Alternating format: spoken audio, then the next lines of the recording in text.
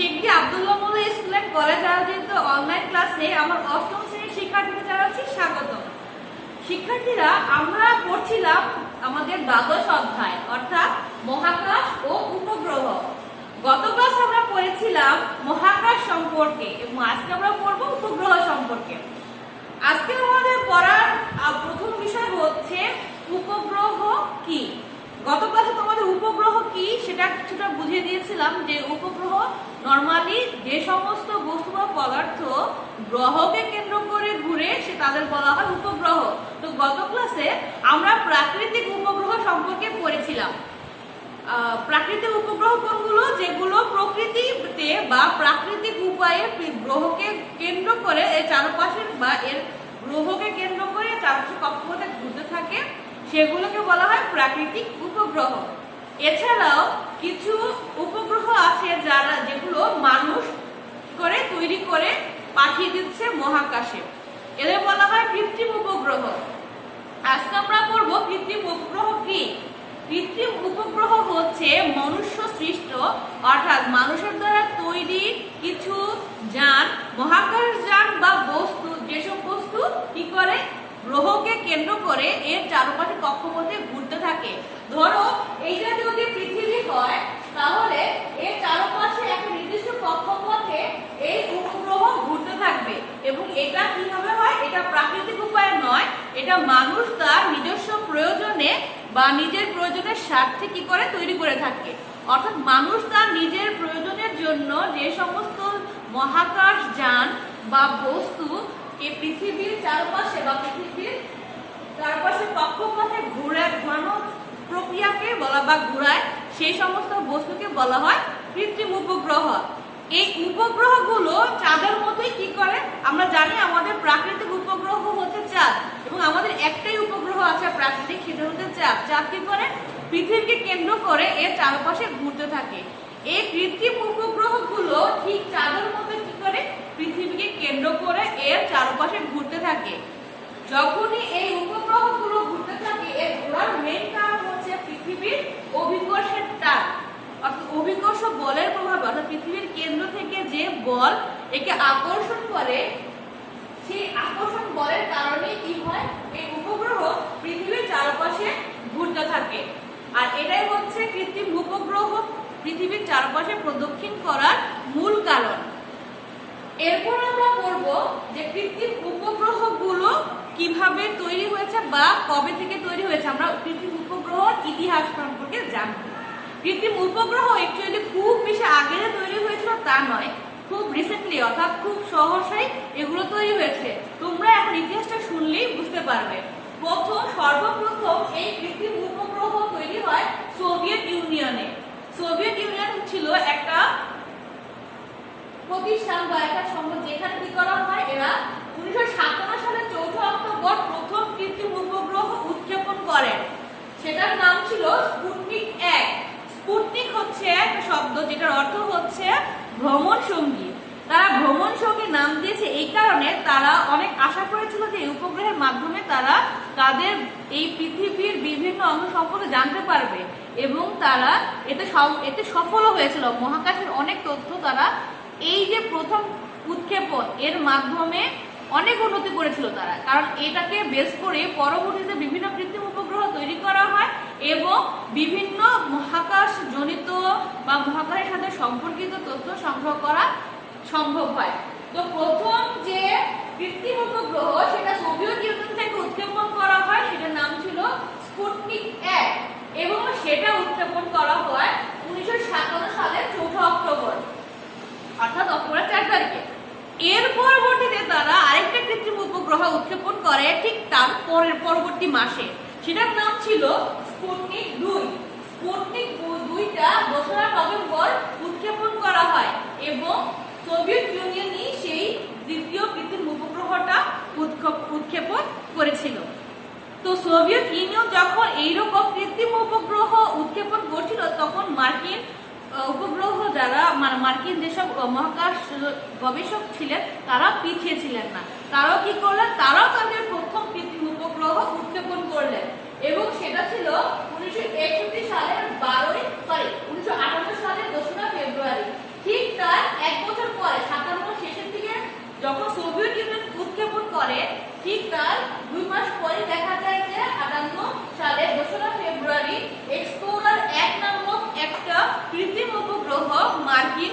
মার্কিনীরা কি করে উৎক্ষেপণ করে থাকে। অর্থাৎ মার্কিন যে মহাকাশ গবেষকরা ছিলেন তারা প্রথম যে উপগ্রহ উৎক্ষেপণ করে সেটা হচ্ছে এক্সপ্লোরার 1। তাদের এই উৎক্ষেপণের পর পরবর্তীতে আবার সোভিয়েত ইউনিয়ন থেকে আরো কিছু কৃত্রিম উপগ্রহ উৎক্ষেপণ করা হয়। সেগুলোর মধ্যে একটা হচ্ছে 1961 সালের 12 এপ্রিলে ভস্টক 1 নামক একটা মহাকাশযান বা একটা উপগ্রহ তারা উৎক্ষেপণ করেন। তবে এই উপগ্রহটার একটা বিশেষ বৈশিষ্ট্য ছিল, এই উপগ্রহের মাধ্যমে প্রথম কোনো মানুষ পৃথিবীর চারপাশে প্রদক্ষিণ করেন।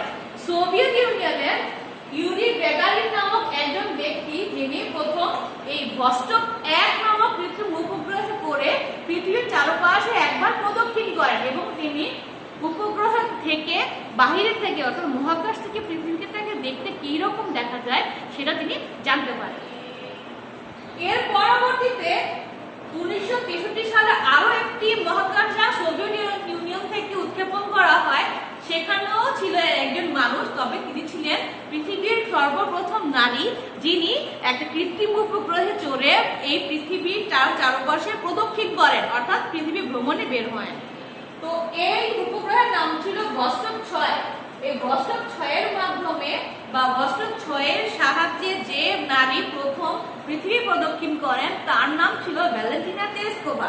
ভ্যালেন্টিনা তেরেস্কোভা 1963 সালে ভস্টক 6 এর উপগ্রহের মাধ্যমে তিনি পৃথিবীর চারপাশ প্রদক্ষিণ করেন এবং তিনি ছিলেন পৃথিবীর সর্বপ্রথম নারী যিনি উপগ্রহে চড়ে বা উপগ্রহের মাধ্যমে পৃথিবীর চারপাশ প্রদক্ষিণ করেন। এরপর আরো অনেক উপগ্রহ তৈরি করা হয় বিভিন্ন প্রয়োজনে।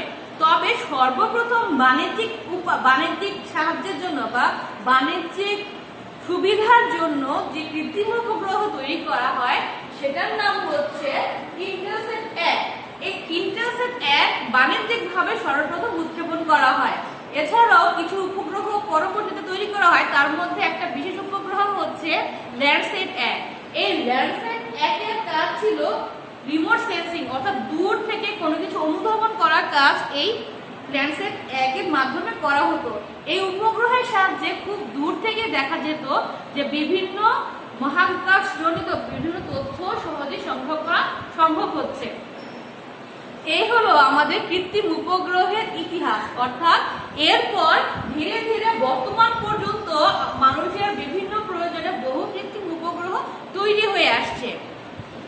এরপর আমরা পড়ব কিভাবে কৃত্রিম উপগ্রহ উৎক্ষেপণ করা হয়। আমরা জানি যে কৃত্রিম উপগ্রহগুলো পৃথিবী থেকে সাধারণত মানুষ এই উপগ্রহগুলো তৈরি করে মহাকাশে প্রেরণ করছে। তো এই যে মহাকাশে উৎক্ষেপণ করছে এর কিছু নিয়ম আছে। বিজ্ঞানীরা পরীক্ষা করে দেখে যে পৃথিবীর পৃষ্ঠ থেকে 250 কিলোমিটার, এটা যদি পৃথিবীর পৃষ্ঠ হয় তবে এর থেকে 250 কিলোমিটার প্রায় দূরে যদি কোনো মহাকাশ যানকে সেকেন্ডে 8 কিলোমিটার বেগে অর্থাৎ 8 কিলোমিটার পার সেকেন্ড বেগে ছেড়ে দেওয়া হয়, তাহলে পৃথিবী পৃষ্ঠে এবং পৃথিবীর সমান্তরালে যদি ছেড়ে দেওয়া হয় তাহলে সেটা পৃথিবীর চারপাশে ঘুরতে থাকে। কিন্তু সমস্যা এখানে এই তত্ত্বের কিছু সীমাবদ্ধতা রয়েছে। সবচেয়ে বড় সীমাবদ্ধতা হচ্ছে এই যে পৃথিবী থেকে 250 কিলোমিটার দূরে কোনো উপগ্রহকে যে চালনা করা হবে সেক্ষেত্রে সবচেয়ে বড় সমস্যা হচ্ছে এত দূরে কোনো উপগ্রহকে সহজে চালনা করা সম্ভব নয়, কারণ এতে প্রচুর এনার্জি বা শক্তির প্রয়োজন হয়। এছাড়া আরো কিছু সমস্যা হচ্ছে যখনই এই উপগ্রহকে মহাকাশে পাঠানো হবে তখন আমরা জানি কি মহাকাশে বিভিন্ন বস্তু কণা ভাসমান অবস্থায় থাকে এবং এত স্পিডে প্রতি সেকেন্ডে 8 কিলোমিটার বেগ, এই স্পিডে যখনই কোনো কৃত্রিম উপগ্রহকে পাঠানো হবে তখনই সেটা বাতাসে থাকা ধূলিকণা বা বিভিন্ন বস্তুর সাথে সংঘর্ষে লিপ্ত হবে এবং এই ঘর্ষণের ফলে আগুন ধরে যাওয়ার সম্ভাবনাই বেশি। ফলে এই উপগ্রহ দেখা যাবে যে মহাকাশে পৌঁছানোর আগেই সেখানে আগুন ধরে সেটা পুরো ছাই হয়ে যাবে। তো এই ক্ষেত্রে এই সমস্যাগুলো সমাধানের একটা উপায় পরবর্তীতে তারা বের করে, সেটা হচ্ছে এই যে কৃত্রিম উপগ্রহকে যখন পৃথিবী থেকে মহাকাশে পাঠানো হচ্ছে তখন সেগুলোকে একটা উপগ্রহের সাথে 3টা রকেটকে সংযুক্ত করে দেওয়া হয়। ফলে এই তিনটা রকেট কি করে, সেই উপগ্রহটাকে একদম পৃথিবীর বাইরে পৃথিবীর বাইরে প্রায় মহাকাশে ছেড়ে দেয়। এবং সেটা খুব বেশি দূরে না, সেটা একদম পৃথিবী থেকে একটু কাছেই থাকে। কারণ আমরা জানি কি আমাদের পৃথিবীর একটাই প্রাকৃতিক উপগ্রহ, সেটা হচ্ছে চাঁদ। চাঁদের তুলনায় এই উপগ্রহগুলো, কৃত্রিম উপগ্রহগুলো খুবই ছোট হয়ে থাকে এবং খুবই নিচু জায়গা দিয়ে চলাচল করে, পৃথিবীকে প্রদক্ষিণ করে। তো এই যে এই অসুবিধার জন্য কৃত্রিম উপগ্রহগুলোকে 3টি রকেটের মাধ্যমে আগে মহাকাশে উৎক্ষেপণ করা হয়।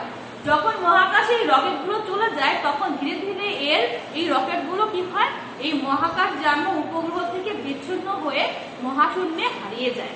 এবং এই উপগ্রহটা তখন পৃথিবীর চারপাশে, এই পৃথিবীর কেন্দ্রের আকর্ষণের কারণে এর চারপাশে একটা নির্দিষ্ট কক্ষপথে ঘুরতে থাকে।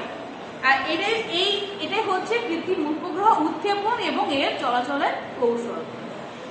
তোমরা অনেকে হয়তো বিভিন্ন বিজ্ঞান বিষয়ক বিভিন্ন অনুষ্ঠান যদি দেখে থাকো, তাহলে সেখানে এই উপগ্রহ উৎক্ষেপণটা দেখলেই খেয়াল করবে যে সেখানে কি করা হচ্ছে, 3টা রকেট 3 দিক থেকে এই উপগ্রহের সাথে অ্যাডজাস্ট করা থাকে এবং যখনই উপগ্রহটা মহাকাশে যেতে থাকে আস্তে আস্তে এই রকেটগুলো কি হয়, ধ্বংস হয়ে যায়, ছিন্ন বিচ্ছিন্ন হয়ে এই উপগ্রহ থেকে আলাদা হয়ে যায় এবং সেগুলো মহাশূন্যে হারিয়ে যায়। আর এই উপগ্রহটা তখন পৃথিবীর চারপাশে স্যাটেলাইট, যেটাকে আমরা বলি স্যাটেলাইট, সেটা কি করে পৃথিবীর চারপাশে ওর নিজস্ব কক্ষপথে ঘুরতে থাকে এবং পৃথিবীর আকর্ষণ বলের কারণে সেটা খুব বেশি দূরে যায় না। আর কোনো উপগ্রহ যদি 250 কিলোমিটারের বেশি যায় তাহলে সে কিন্তু দেখা যায় যে এর দ্রুতি কমতে থাকে, অর্থাৎ বেগ কমতে থাকে, তখনই এটা আরো বেশি সময় লাগবে পৃথিবীকে প্রদক্ষিণ করতে। এটাই হচ্ছে কৃত্রিম উপগ্রহ উৎক্ষেপণের নিয়ম বা কিভাবে উৎক্ষেপণ করা হয়। এরপর আমরা পড়ব যে আমাদের জীবনে এই কৃত্রিম উপগ্রহের ব্যবহার এবং গুরুত্ব। তোমরা হয়তো জানো না যে আমাদের জীবনে অনেক ক্ষেত্রে এই কৃত্রিম উপগ্রহগুলো ব্যবহার হচ্ছে।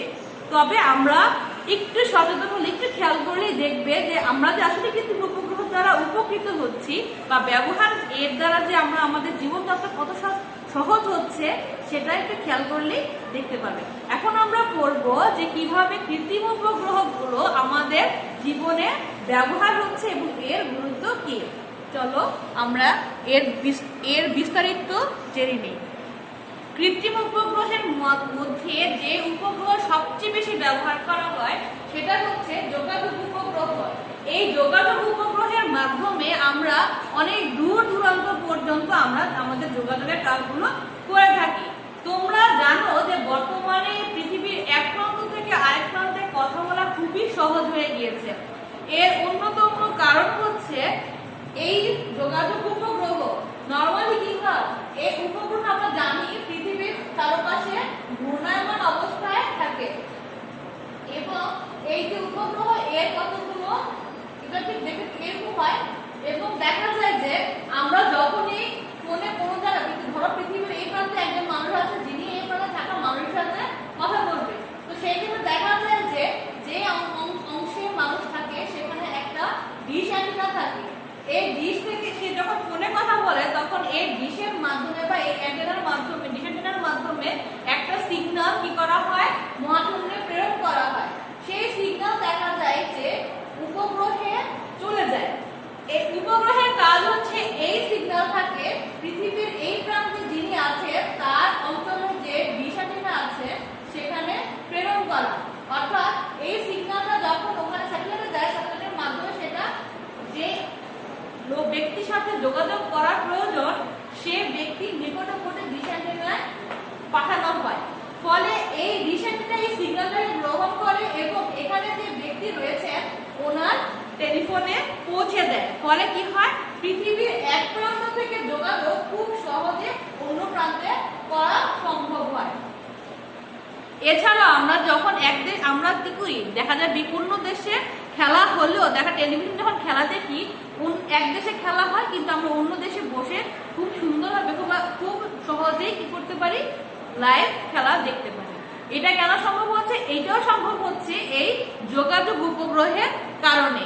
এই যোগাযোগ উপগ্রহের সাহায্যে কি করা হয়, অ্যান্টেনার মাধ্যমে সিগন্যালটাকে স্যাটেলাইটে পাঠানো হয় এবং এই স্যাটেলাইট থেকে আবার যে যে দেশের মানুষ সেই খেলা দেখতে চাচ্ছে তাদের টেলিভিশনের যে অঞ্চলে রয়েছে সেখানকার ডিশ অ্যান্টেনার মাধ্যমে সিগন্যালটা পৌঁছে যায়। এইভাবেই কি হয়, আমরা যোগাযোগটা করতে পারছি। এরপর কৃত্রিম উপগ্রহের অন্যতম ব্যবহার হচ্ছে আবহাওয়া উপগ্রহ। আমরা জানি যে আমরা প্রতিনিয়ত খুব তাৎক্ষণিক আমাদের বর্তমান আবহাওয়া সম্পর্কে জানতে পারছি, আগে কিন্তু এটা সম্ভব হতো না। এখন কি হচ্ছে, কখন কোথায় কোন শহরে কি রকম আবহাওয়া হবে আমরা তাৎক্ষণিকভাবে খুব সহজে খবরের মাধ্যমে, টেলিভিশনের মাধ্যমে অথবা রেডিওর মাধ্যমে জানতে পারছি। সেটা কিভাবে, সেটা এই আবহাওয়া উপগ্রহের কারণে। এই উপগ্রহ কি হয়, যখন পৃথিবীর চারপাশে প্রদক্ষিণ করতে থাকে তখনই সে পৃথিবীর কোন অংশের আবহাওয়া কিরকম সেটা বুঝতে পারে। এরপর যে পৃথিবী পর্যবেক্ষণকারী উপগ্রহ, এই উপগ্রহ পৃথিবীর চারপাশ যখন প্রদক্ষিণ করে তখন পৃথিবীর কোন অঞ্চলে কি হচ্ছে সেগুলো দেখতে পায়। যেমন ধরো কোন অঞ্চলে বাতাস বেশি দূষিত হচ্ছে, পৃথিবীর কোন অংশের বা সমুদ্রে কোনো জাহাজ থেকে তেল বের হচ্ছে কিনা, বা কোনো ফসলের ক্ষেতে রোগাক্রান্ত হচ্ছে কিনা, সেই তথ্যগুলো এই পৃথিবীর পর্যবেক্ষণকারী উপগ্রহের সাহায্যে খুব সহজে জানা যাচ্ছে। যেহেতু সেটা পৃথিবী প্রদক্ষিণ করছে, সেই সাথে সাথে সে দূরবর্তী বিভিন্ন অঞ্চলে বা অংশের কি করছে, অংশের এই উপগ্রহগুলো এই বিভিন্ন ঘটনাগুলোকে খুব সুন্দরভাবে সহজেই ধারণ করছে এবং আমাদের সেই তথ্যগুলো প্রদান করছে। এরপর আমরা অন্য এক উপগ্রহ সম্পর্কে জানবো, সেটা হচ্ছে সামরিক বা গোয়েন্দা উপগ্রহ। শব্দটা শুনলেই আমরা বুঝতে পারি যে বিভিন্ন সামরিক বা যুদ্ধের জন্য বা বিভিন্ন বাহিনী, আমরা জানি সামরিক বাহিনীর যারা রয়েছে তারা দেশের সুরক্ষার কাজে অংশগ্রহণ করে এবং দেশের সুরক্ষা ব্যবস্থাটা যেন ঠিক থাকে সেই জন্য এই সামরিক বা গোয়েন্দা উপগ্রহ ব্যবহার করে। কারণ এই উপগ্রহের মাধ্যমে দেশের বিভিন্ন অংশের সম্পর্কে বা অংশের নিরাপত্তা সম্পর্কে তারা খোঁজখবর নিতে পারে। কোনো প্রতিপক্ষ দেশকে আক্রমণ করছে কিনা, বা প্রতিপক্ষ যোদ্ধারা দেশের কোথাও লুকিয়ে আছে কিনা, বা কোনো আক্রমণের চেষ্টা করছে কিনা, সেই তথ্যগুলো জানার জন্য কি করে, এই সামরিক বা গোয়েন্দা উপগ্রহগুলো ব্যবহার করা হয়। এরপর আরেকটা উপগ্রহ রয়েছে, সেটা হচ্ছে নৌপরিবহন উপগ্রহ। এই উপগ্রহের সাহায্যে সমুদ্রে যে জাহাজগুলো থাকে তারা তাদের অবস্থান বুঝতে পারে এবং তারা তাদের গন্তব্যস্থানে কিভাবে যাবে সেটাও বুঝতে পারে। এছাড়াও শুধু যে সমুদ্রের জাহাজ তা না, নৌকা হতে শুরু করে বিমান চালক যারা আকাশে বিমান চালনা করছেন তারাও তাদের অবস্থান এই উপগ্রহের সাহায্যে নির্ণয় করতে পারে এবং তারা কোন পথে যাবে সেটা তারা বুঝতে পারে। অর্থাৎ যদিও নৌ পরিবহন উপগ্রহ এর নাম, কিন্তু এ আসলে সব ধরনের যানবাহনকেই তার পথের ঠিকানা বুঝে দিতে বা তার পথ চলতে সাহায্য করে। এরপর হচ্ছে জ্যোতির্বিদ্যা বিষয় উপগ্রহ। এই উপগ্রহের কাজ হচ্ছে দূরবীক্ষণ যন্ত্রের মতো কাজ করা। দূরবীক্ষণ যন্ত্রের সাহায্যে এই সমগ্র মহাবিশ্বের বিভিন্ন মহাজাগতিক অবস্থা সম্পর্কে তথ্য প্রেরণে সাহায্য করে। এগুলো হচ্ছে বিভিন্ন ধরনের কৃত্রিম উপগ্রহ যেগুলো আমাদের দৈনন্দিন জীবনে আমাদের বিভিন্ন কাজে সাহায্য করছে এবং আমরা সবচেয়ে বেশি উপকৃত হচ্ছি আমাদের এই যোগাযোগ, আবহাওয়া, পৃথিবী, সবগুলোই প্রায় আমাদের খুবই উপকার করছে। তো এটাই হচ্ছে কৃত্রিম উপগ্রহের ব্যবহার এবং গুরুত্ব। আমার শিক্ষার্থীরা আশা করছি আজকে আমরা যা যা পড়েছি তোমাদের এগুলো বুঝতে অসুবিধা হবে না, বা সুন্দরভাবে বইটা ভালোভাবে পড়বে এবং এই ব্যাপারগুলো বোঝার চেষ্টা করবে এবং খুব ভালোভাবে সেগুলো আত্মস্থ করবে। প্রতিটা উপগ্রহের কাজ ব্যবহার যদি তোমরা বুঝে ভালোভাবে আত্মস্থ করো তাহলে সৃজনশীল প্রশ্ন যেভাবেই আসুক না কেন তোমরা সেগুলোর অ্যান্সার করতে পারবে। তো আজকে এ পর্যন্তই, সবাই ভালো থাকবে, সুস্থ থাকবে। আসসালামু আলাইকুম।